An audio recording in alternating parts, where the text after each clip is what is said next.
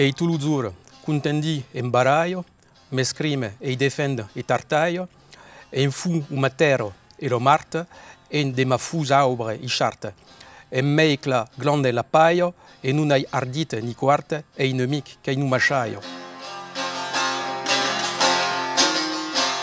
Nous sommes aujourd'hui à Hautefort, en Périgord, et au XIIe siècle, le château qui est derrière moi était un château médiéval, et il y avait pour seigneur un dénommé Bertrand de Born qui avait une particularité, c'était un fameux troubadour.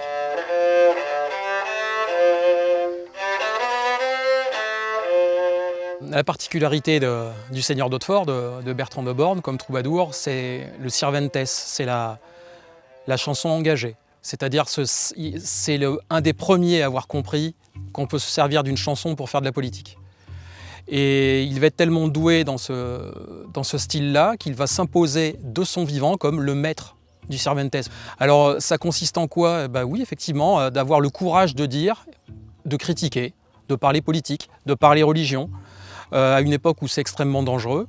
Et Bertrand de Born va se faire une joie d'abuser de ça, ce qui va lui amener énormément de problèmes et énormément d'ennemis.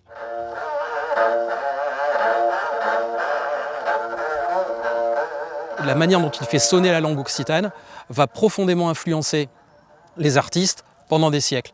Et on pourrait croire que ça s'est estompé après le Moyen-Âge ou à la Renaissance, mais ce qui est incroyable, et c'est ce qui fait une des particularités de Bertrand de Born, c'est qu'au XXe siècle encore, on va voir des gens arriver ici, à Hautefort, dans les rues. C'est des anglo-saxons. En 1908, un touriste à vélo, c'est un Gallois qui est passionné par l'histoire de Richard Cœur de Lion et de Bertrand de Born. Eh bien, c'est un jeune Gallois qui s'appelle Lawrence et qui va partir ensuite au Proche-Orient et va aller rencontrer les tribus arabes. L'histoire de Lawrence d'Arabie, on la connaît, mais par contre, personne ne sait que sa passion au départ était l'histoire de Richard Cœur de Lion et les liens avec les troubadours.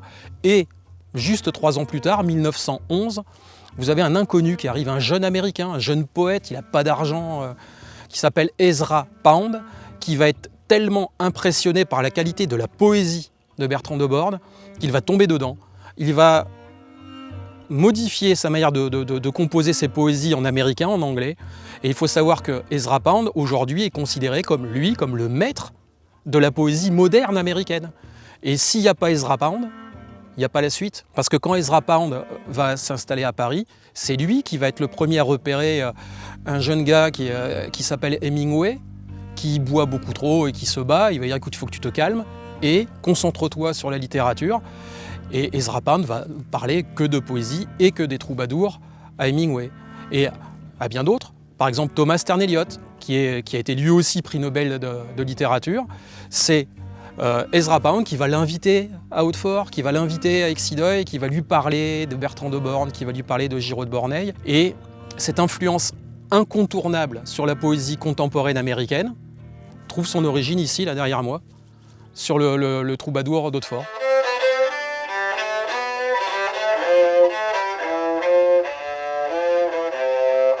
J'ai choisi ce Cervantes parce que on est vraiment sur le Bertrand de Born. C'est une chanson où il dit que si on vient le chercher, parce qu'en l'occurrence c'est le cas, il va monter à cheval, il va aller régler ses comptes à grands coups d'épée à Périgueux avec le comte de Périgueux.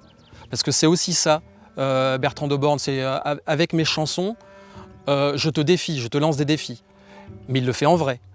Et c'est typique des compositions de Bertrand de Born qui alternent des poésies magnifiques sur le fin amour, qui va être un des premiers à employer le terme parage pour l'attribuer à une femme. Et ça, c'est remarquable, tout en faisant ses règlements de compte et ses chansons de guerre locales pour le plaisir de se moquer et de fracasser les gens qu'il n'aime pas.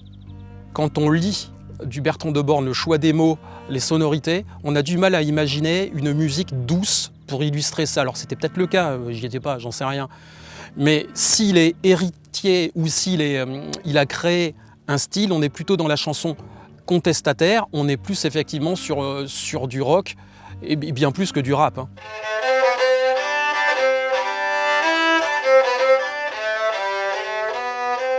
À propos des influences de Bertrand de Born, en regardant derrière moi, on voit l'horizon qui nous amène vers le Limousin. Soit le pays de Brive, qui même à cheval était vraiment pas loin d'ici, soit quand on part dans cette direction, le pays de Saint-Yrier et de Limoges. Le château d'Hautefort, au début du XIIe siècle, appartenait à une famille limousine, les Lastours, dont le seigneur Goulfier était parti en croisade, a été honoré dans une chanson de geste qui s'appelait la chanson d'Antioche. Les Lastours sont liés avec le duc d'Aquitaine, Guillaume, qui est considéré aujourd'hui comme le premier troubadour, sont liés avec la famille de Ventadour, dont un des plus anciens, Èble, faisait école de poésie. Donc l'influence est incontestable, et Bertrand de Born, par alliance devenant seigneur d'Hautefort, baigne dans cette atmosphère courtoise. Alors oui, il aurait pu se contenter de devenir un bon troubadour, mais il va développer son style à lui.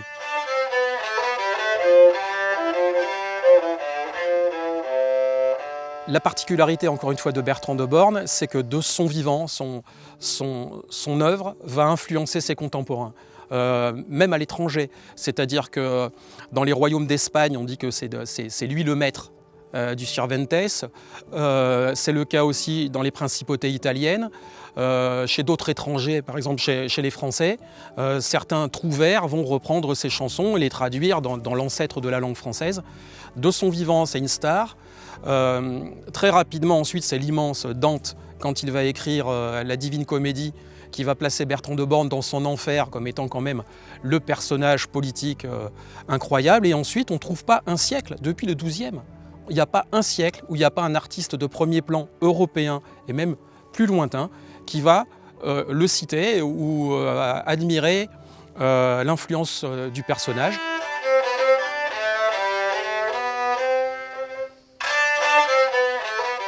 J'aime beaucoup la mauvaise foi de Bertrand de Born. Le fait que même quand ça ne se passe pas comme il veut, il n'hésite pas à dire tout le mal qu'il pense de ceux qui se mettent en travers de son chemin. Ça m'amuse, ça me plaît.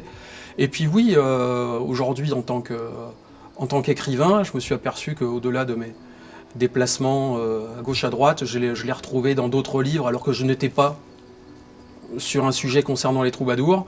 Le hasard m'a toujours ramené sur des auteurs, sur des écrivains qui le mentionnent et qui me renvoient donc évidemment forcément à ce petit coin de Périgord. J'y vois des clins d'œil, alors que ce soit dans la littérature anglo-saxonne ou même quand je me suis retrouvé à l'autre côté de la planète, en Amérique latine et au Chili pour la promotion de mon dernier livre, à retomber sur des gens qui viennent me parler des troubadours.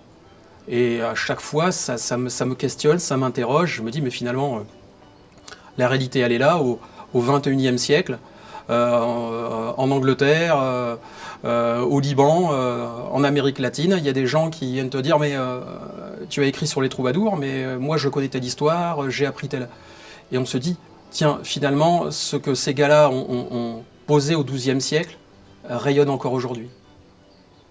Talleyrand non trot ni chai, ni de Mao de Chunarenai, ni non giet lancha ni dart, anche viu e guisa de lumbart, tant est fragile de noailles que quand l'autre change et comparte, elle s'entendit et badaille.